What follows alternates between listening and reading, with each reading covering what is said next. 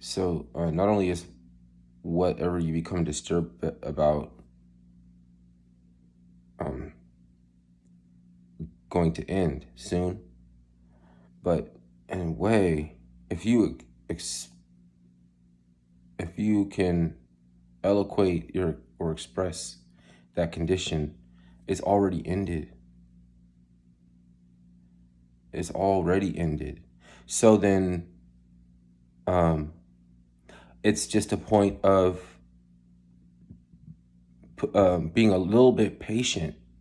So like something happens and stresses you out, and you're a little bit patient before you have impulse, right? An impulsive decision, right? And then you see what it really is. Okay, you pass that test, and now you get this tremendous accolade. You don't even think you deserve it. I don't even sure I want this responsibility. It happened that fast. That's why they like you to run down the same points over and over again every day. It helps the lawyers to come at the words in every angle of legalese to try to change it. And then they can use your power to end shit, to stop it dead in its tracks by getting you disturbed about something arbitrary. So I can't even argue the power of any um, part of their anyone who's part of your environment that correlates into to my environment and to the conditions I live in either. So, and don't never underestimate any man or woman. Don't underestimate.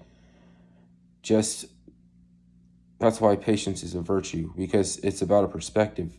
Nothing that we actually do gets the ball rolling. A perspective gets the ball rolling. When you receive the perspective, you don't even have to do anything. You're just a host. And then all the glowing in the dark CIA, whatever people, like, if they're not in your life anymore, then the all of the problem is all of the onus goes back where it belongs. You have to be engaging. You know what I mean? Some of this shit is inviting. So it's like they want you to rage against the machine because it's inviting. It's inviting. um, that's why, as hard as it is to leave the house without a mask, that mask is inviting contention in your life. You just express it in a different way because the mask is in your pocket, but you're still a weirdo for having the mask in your pocket. Even if you're not the one wearing it, you're looking at people walking by with the mask and saying, "What's wrong with you?" And you find that shit in your pocket, and you realize you had to leave the house with it too. So I can't call anybody a weirdo because I let it hang off my face. That just looks weird too. You know what I mean? I let the mask hang off one ear. Well, now you're somebody who walks around with a mask hanging off their ear all the time. You know what I mean? You can't tell somebody not to drive around in their car with the mask on. You look like a weirdo. You might be into child abuse or something. Because if you really want to end child abuse, what the fuck do you leave the house with a mask for in your pocket? Why do you need it? So that you can buy food and groceries and do things like that. Yeah, we all know that's good. You need it. I can't tell you not to. As a matter of fact, remember to take the mask when you leave the house. I'll tell you to remember to take your mask because you want to patronize. Some places won't let you patronize without it. If you show up without it, you are assumed to be automatically patronizing the monarch butterfly. The monarch butterfly is never wrong. So if she tells you, "Don't patronize me," it's time to leave the store because they're about to call the cops. Don't be no dumbass. You won't have a leg to stand on, right? It doesn't mean that the monarch butterfly's information is really great. It doesn't mean that.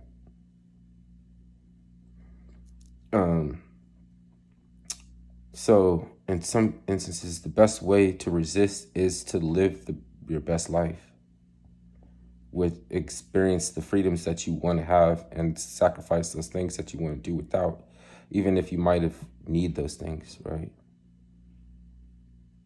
It's pointless for me to tell you when you made your decision, because if you get away with something without having to pay an unfair consequences, it's going to make me mad. I'm going to get mad because I had to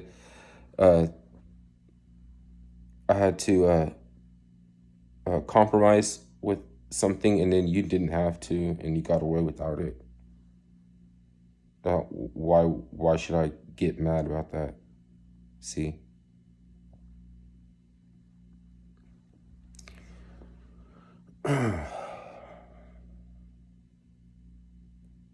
The people that are enforcing this mask actually resent the fact that they now have to go everywhere with the mask.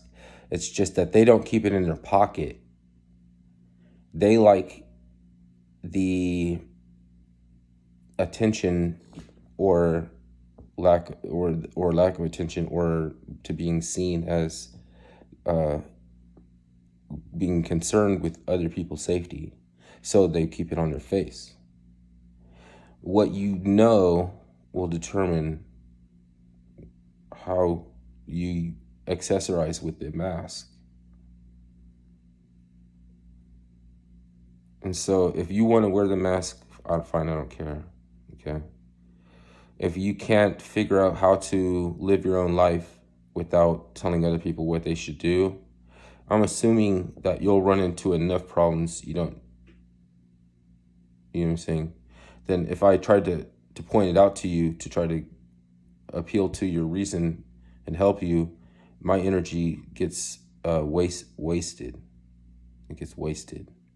I might not even be doing what the effect I think I'm trying to have. Might not be having that effect. Instead, opening you up for contentious, petty bickering, for someone to figure out how to troll, because they don't know how to troll yet. So you're just a sparring partner until they figure out how to troll with information, and then not have it settle within themselves, like in an uncomfortable way. They want to have it settle down in a way that feels like you're being patted on the back. If you don't need that, you're already advanced. You're already ahead. Because you have to think about it. They need that shit. You know? So they're the sheep that has gone astray. And sheep that have not gone astray are not always as valuable as the one that's gone astray, right? And so if you're a sheep, you want to get to the greener pastures, but your shepherd is off trying to find the sheep that strayed. So it's going to take longer to get to the greener pasture. As a matter of fact, the sheep usually just get half a total recall for some arbitrary reason. They get slaughtered, and people don't even get to eat the meat. They don't, you know what I mean? They won't even let you wear the cotton, the wool, because it's contaminated. Contaminated wool.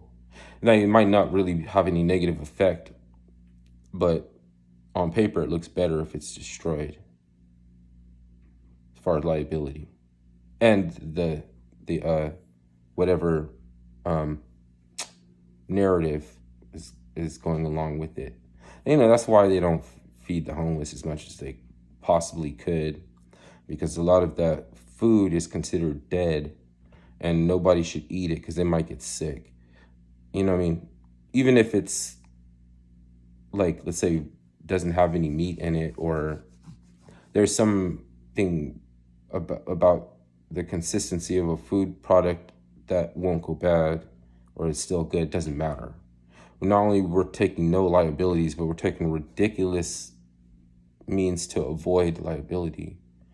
And shit floats downstream. So they don't want to throw away the food. They want to feed the homeless. But because shit floats downstream, they have to throw it away, right?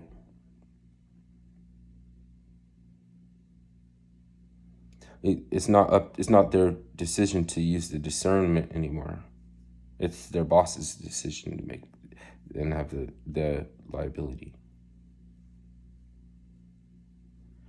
Maybe it only sucks, but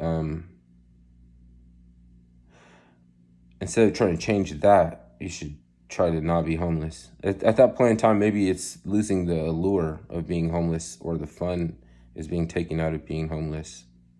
And then you just have to figure out a different, you have to set yourself up differently than to be concerned with the fact that they're throwing away good food. Because that's the way that they're going to do now. You can't get mad. You can't be mad. If something's going to suck and you can't be mad about it, you might want to change the setup.